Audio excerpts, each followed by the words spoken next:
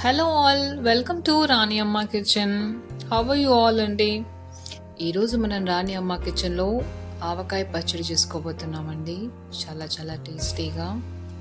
మామిడికాయల season కదండి, మనందరికీ ఆవకాయ పచ్చడి అంటే ఎంతో ఎంతో ఇష్టం. ఈజీగా కొలతలతో ఆవకాయ పచ్చడి ఎలా చేయాలో చూసేయండి. మనం ఇక్కడ వెల్లుల్లిపాయలు పొట్టు తీసి రెడీగా పెట్టుకున్నామండి. కాస్త పసుపు, అలాగే మెంతులని ముందుగా వేయించి పొడి చేసి పెట్టుకోవాలి. అలాగే ఆవాలని కూడా పొడి చేసి పెట్టుకోవాలండి. మేము ముందుగానే గల్లుపుని మిక్సీలో వేసి పౌడర్ కొట్టి పెట్టుకున్నాము. అలాగే కారం కూడా తీసి పెట్టుకోవాలి. కారం కూడా మేము ఇంట్లో పట్టించుకున్నదేనండి. అలాగే కట్ చేసి పెట్టుకున్న మామిడికాయలు. ఇప్పుడు ఒక తయారీ విధానాన్ని చూసేద్దాం. మనకు కావలసిన పదార్థాలన్నీ రెడీగా పెట్టుకున్నాం కదా. ఇప్పుడు ఒక గిన్నె తీసుకొని అందులో మామిడికాయ ముక్కలన్నీ వేసుకోవాలండి. మేము కొలతలతో చూపిస్తాము, చూడండి.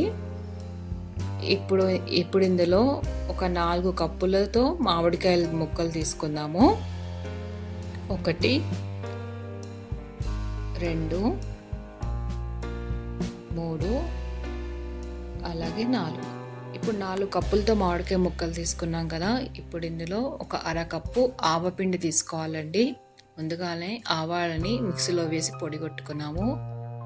ఇప్పుడు 1 కప్పు కారపొడి తీసుకున్నాము. అలాగే 1/2 కప్పు ఉప్పు వేసుకోవాలి.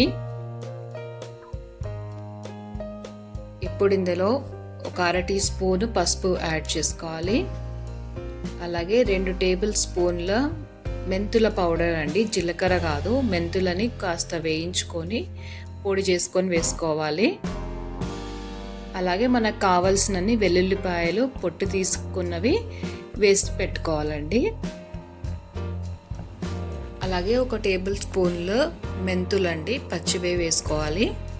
మీకు ఇష్టమైతే వేసుకోండి, లేదంటే స్కిప్ చేసుకోవచ్చు. వేసుకుంటే బాగుంటుంది. ఇప్పుడు మనం పచ్చడికి కావాల్సిన తాలింపు పెట్టుకుందాము.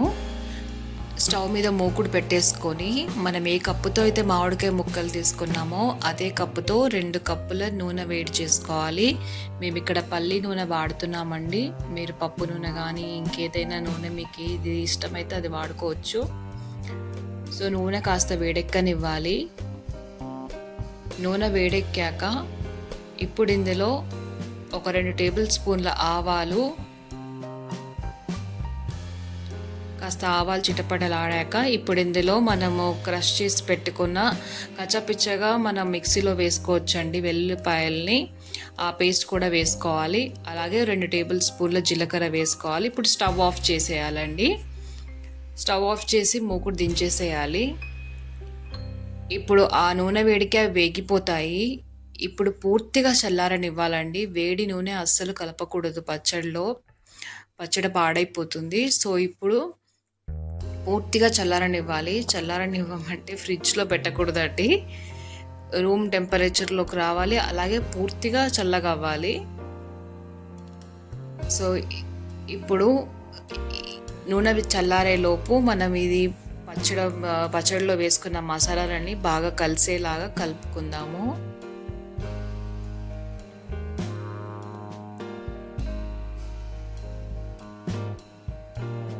పచ్చడి ఎప్పుడు నిల్వ పచ్చడి ఎక్కువ రోజులు నిల్వ ఉండాలంటే మసాలాలన్నీ కరెక్ట్గా వేసుకోవాలండి. అలాగే ఇప్పుడు మనం ఒక 2 టేబుల్ స్పూన్ల పచ్చి పల్లి నూనె వేసుకుంటున్నాము. ఎందుకంటే ఈ మనం వేసుకున్న కారం, ఉప్పు, ఆవపొడి, మెంతు పొడి ఇవన్నీ బాగా కలిసేలాగా, ముక్కలకి బాగా పట్టేలాగా కలుపుకుంటున్నాము.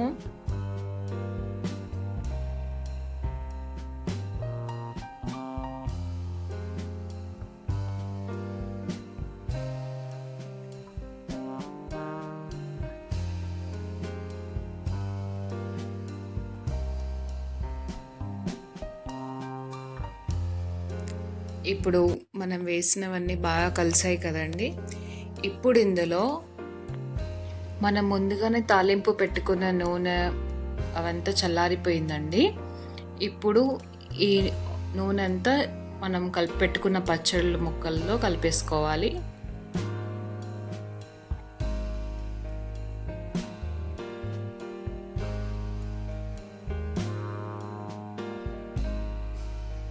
ఇప్పుడు నూనె బాగా పట్టేలాగా కలుపుకోవాలండి. పచ్చడ ఎక్కువ రోజులు నిలవ ఉండాలంటే తడి అంటని చోటు పెట్టుకోవాలి. మంచి ఎయిర్ టైట్ కంటైనర్ డబ్బాలో పచ్చడ ఎక్కువ రోజులు నిలవ ఉంటుందండి. తడి అంటకుండా చూసుకోవాలి. తడి అంటితే పచ్చడి నిలవ ఉండదండి. చూసారా, ఇలా బాగా కలుపుకోవాలి. మీరు చూస్తే నూనె బాగా కలిసిపోయింది మనం పచ్చడిలో.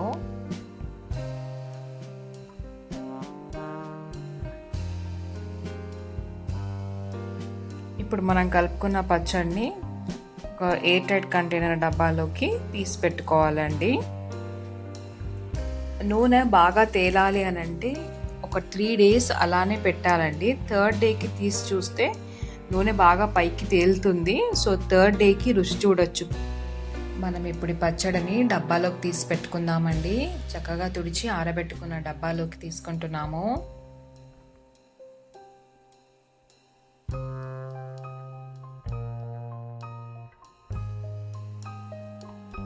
నోరు ఊరిపోతుంది కదండి పచ్చడిని చూస్తుంటే. మీరు కూడా తప్పకుండా ఈ కొలతలతో పచ్చడి చేయండి. తప్పకుండా సక్సెస్ అవుతారు. చాలామంది పచ్చడిని పెట్టుకోవాలంటే ఆలోచిస్తారు, ఎందుకంటే సరైన కొలతలతో పెట్టుకోవాలి కదా నిల్వ పచ్చడి అని. ఇప్పుడు మనం 3 days తర్వాత తీసి చూసామండి. చూసారా ఎలా నూనె పైకి తేలిందో. ఇప్పుడు ఒకసారి కలుపుకొని ఈ టైంలోనే మనకి ఏదైనా కారం కానీ ఉప్పు కానీ అడ్జస్ట్ చేసుకోవాలంటే అడ్జస్ట్ చేసుకోవచ్చండి. మేమైతే 3rd డే కాస్త రుచి చూసాక మాకు సరిగ్గా సరిపోయాయండి. కారం కానీ ఉప్పు కానీ మిగతా మసాలాలు కానీ. మీరు కూడా తప్పకుండా ట్రై చేయండి. మరిన్ని మంచి రెసిపీస్ కోసం రాణిమ్మ కిచెన్ని సబ్స్క్రైబ్ చేసుకోండి, లైక్ చేయండి, షేర్ చేయండి, అలాగే కమెంట్ చేయండి. Thank you all.